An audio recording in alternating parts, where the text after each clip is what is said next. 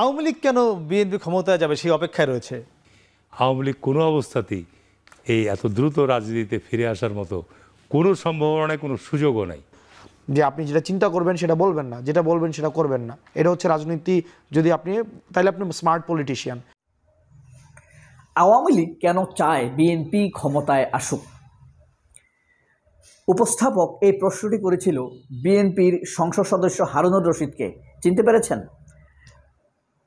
ওই যে হারুনুর রশিদ সংসদে 2018 সালে এমপি হয়েছিল, যে হারুনুর রশিদ মানে অ্যাক্সিডেন্টাল পার্লামেন্ট মেম্বার, দুর্ঘটনাক্রমে এমপি হয়েছে। সারা বাংলাদেশে 18 সালে বিএনপির এমপি হয়েছিল কয়জন? 6 জন। সেই 6 জনের মধ্যে একজন হারুনুর রশিদ, অর্থাৎ এরা দুর্ঘটনাক্রমে এমপি হয়েছিল। যাই হোক, ফ্যাসিবাদী উপস্থাপক, ফ্যাসিবাদী সাংবাদিক, আওয়ামী লীগের দালাল, ভারতের দালাল তুষার আবদুল্লাহ পরিচালিত এখন টিভি, নিশ্চয়ই আপনারা চেনেন এখন টিভিকে।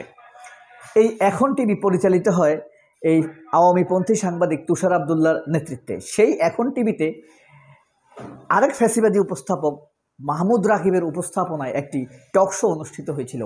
সেই টক শোতে হারুনুর রশিদকে মাহমুদ রাকিব প্রশ্ন করেছিল আওয়ামী লীগ কেন চায় বিএনপি ক্ষমতায় আসুক। তখন হারুনুর রশিদ উত্তর দিয়েছেন, মানে তারা গদ বাঁধা গোজামিল, মুখে যা আসে সেই ধরনের একটা উত্তর দিয়েছেন যে আওয়ামী লীগ আর ক্ষমতায় আসার কোনো সম্ভাবনা নাই। কিন্তু হারুনুর রশিদ এই কথা বলেনি আওয়ামী লীগ যদি আসে তার ভূমিকা কি হবে। এই কথাটা কিন্তু হারুনুর রশিদ বলেনি। আওয়ামী লীগ যাতে না আসে সেই জন্য হারুনুর রশিদ কি করছে, হারুনুর রশিদের দল কি করছে সেই কথা কিন্তু বলেনি। সে গদ বাঁধা বলছে আর আসতে পারবে না, অর্থাৎ ধরি মাছ না ছুঁই পানি, এই টাইপের হলো হারুনুর রশিদেরা। হাসনাত আবদুল্লাহ এই বিষয়ে কঠিন জবাব দিয়েছেন। একই প্রশ্ন হাসনাত আবদুল্লাহকে করা হয়েছিল যে আওয়ামী লীগ কেন চায় বিএনপি আসুক।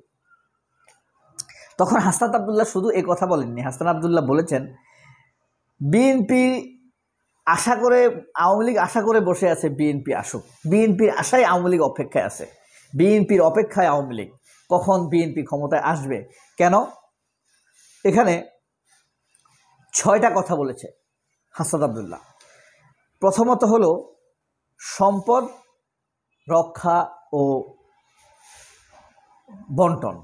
মানে আওয়ামী লীগ যে বিপুল দুর্নীতিগ্রস্ত সম্পদ রেখে গেছে, তাদের ইন্ডাস্ট্রি, ফ্যাক্টরি, বাড়ি, বিপুল জমি, কানিয়ে বিঘায় বিঘায় সম্পদ, এগুলোর রক্ষা করার জন্য একটা কন্ট্রাক্ট করবে আওয়ামী লীগের সাথে, মানে বিএনপির সাথে একটা কন্ট্রাক্ট করবে। এখন তো কন্ট্রাক্টটা করতে পারছে না, কারণ জামাত যদি এসে যায় তাহলে তো বেচতে যাবে।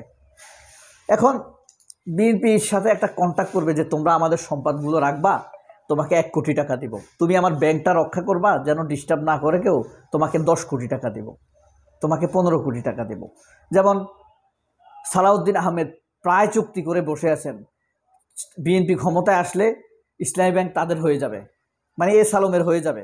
এই ব্যাপারটা নেগোসিয়েশন করবে, জোর জবরদস্তি রাজনৈতিক প্রভাব খাটাবে কে, ক্ষমতার প্রভাব খাটাবে কে? সালাউদ্দিন আহমেদ। এই আশায় বসে আছে এস আলম। হ্যাঁ, আমাদের বিএনপি মানে সালাউদ্দিন আহমেদ মতো এস আলম, ওইটা এস আলম, সালাউদ্দিন আহমেদ, সাইফুল আলম, সংক্ষেপে দুইটাই SA। তবে সালাউদ্দিনের একটা সংক্ষিপ্ত নাম আছে, দৈন্তার সহায়িকা সালাহ এর শাহ, উদ্দিনের উ, আহমেদের আ, শাউয়া, সালাউদ্দিন আহমেদ, সংক্ষেপে কি? শাউয়া। এটা হলো সংক্ষেপ, মানে আকামা। আচ্ছা, তারপরে এটা হলো সম্পদের বন্টনের জন্যই মূলত আওয়ামী লীগ বসে আছে, বা কন্ট্রাক্টের জন্য, সম্পদ রক্ষার কন্ট্রাক্টের জন্য আওয়ামী লীগ অপেক্ষা করে বসে আছে বিএনপি ক্ষমতায় আসবে। তারপরে সম্পদের ভাগের হিসাব, অনেকে দায় নিতে চাইবে না, যেমন সালমান এফ রহমানের সম্পদের দায় কেউ নিতে চাইবে না। এটা হইল ব্র্যান্ড, দুর্নীতির ব্র্যান্ড। হ্যাঁ, এটার দায় নিছে কে? খালেদ মহিউদ্দিন, সালমান এফ রহমানের কামলা। এই খালেদ মহিউদ্দিনের সাথে বিএনপির কিছু লোকের সম্পর্ক ভালো হবে, তারা একটা বন্টনের কন্ট্রাক্টে যাবে যে আপনাকে ভ্যাকসিনকোর 30% শেয়ার দিব, 10% শেয়ার দিব, ইন্ডিপেন্ডেন্ট টিভি 10% শেয়ার দিয়ে দিব, এই ধরনের কন্ট্রাক্টে যাবে এই খালেদ মহিউদ্দিনের সাথে। খালেদ মহিউদ্দিন কিন্তু আমেরিকা বসে এখন এগুলো করছে, আপনার এস আলমের সম্পদ, হাসান মাহমুদের সম্পদ বিএনপির লোকদের সাথে নেগোসিয়েশন করে দিচ্ছে আর কানি কানি টাকা কামাচ্ছে এই খালেদ মহিউদ্দিন। যাই হোক, এরপরে আপনার ডিজিএফআইয়ের সাথে কন্ট্যাক্ট। কিছু লোক আছে, কোনো ব্যবসায়ী নাই কিন্তু হাজার হাজার কোটি টাকার মালিক। এই ডিজিএফআই বিএনপির লোকদের সাথে যোগাযোগ করছে যে আপনি এই সম্পদ রক্ষা করবেন, আপনাকে এত টাকা দেওয়া হবে, আপনার রাজনৈতিক প্রভাব খাটিয়ে এই সম্পদ রক্ষা করবেন, আপনাকে এত টাকা দেওয়া হবে। ডিজিএফআই নিজে কন্ট্যাক্ট করে দিচ্ছে। হ্যাঁ, তারপরে আপনার এটা এক্সাম্পল কি? এক্সাম্পল হলো যেমন রুমিন ফারহানাকে সংসদে পাঠাইছিলাম, বিএনপি পাঠিয়েছিল, আপনাদের মনে আছে নিশ্চয়ই। ফারহানাকে যখন পাঠানো হয়েছিল তখন রুমিন ফারহানা সংসদে কিন্তু দুর্দান্ত বক্তৃতা দিত। বিএনপির একটা কর্মীর উপরে যদি আর হামলা হয় তাহলে আন্দোলন করে শেখ হাসিনাকে তাড়িয়ে দেওয়া হবে। বাসা গিয়ে ফোন দিত শেখ হাসিনাকে, হ্যাঁ আপা আজকে এগুলো বলে ফেলেছি, না পড়লে তো দলের মধ্যে অবস্থান থাকে না।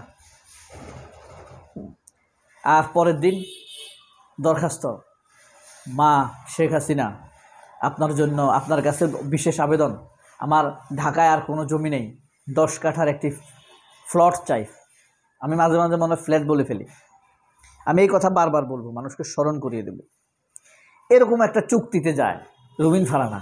দেখেন রুমিন ফারহানা বিএনপিতে কিন্তু শক্ত অবস্থানে আছে, তার মানে সুবিধাবাদীর অবস্থান ধীরেই শক্ত হচ্ছে। এর কারণ কি?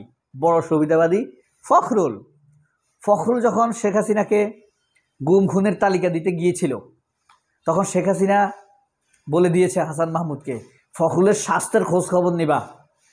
সেই থেকে ফখরুল প্রতি 2 মাস পর পর ফিজিক্যাল ট্রিটমেন্ট করার জন্য সিঙ্গাপুর যায়। আহা, দেশের টাকা কারা খায়, কারা কামায়? কৃষক কত কষ্ট করে কামায় দেশের টাকা, আর দেশের টাকা মেরে দেয় শেখ হাসিনা। ভাগ পায় ফখরুল, রুমিন ফারহানা, সালাউদ্দিন আহমেদ, বরকতুল্লাহ বুলু, এরা ভাগ পায়, মেরে দেয় শেখ হাসিনা। তাহলে আদতে সাইকোলজিক্যাল একটি আঘাত কিন্তু তাদের মধ্যে হয়ে গিয়েছে অলরেডি। এখন শুধু বিএনপির ক্ষমতায় যাওয়া দরকার, আর একটি ভিজুয়াল কন্ট্রাক্টর দেওয়া দরকার। তো তাদের প্রতিনিধি হিসাবে কারা যোগাযোগ করবে, তাদেরকে ফেস করিয়ে দিবে। এভাবেই হাসনাত আবদুল্লাহর কথাটি ক্রমেই সত্য হয়ে এসেছে, এখন আরও বেশি সত্য হয়ে উঠছে। এখন কথা হলো, এত রক্তের বিনিময়ে এই আতাত, ভাগ বাটোয়ারা আর এলিট সেটেলমেন্টের রাজনীতি আর কতদিন? সবাই অনেক ভালো থাকবেন। আল্লাহ হাফেজ, আসসালামু আলাইকুম।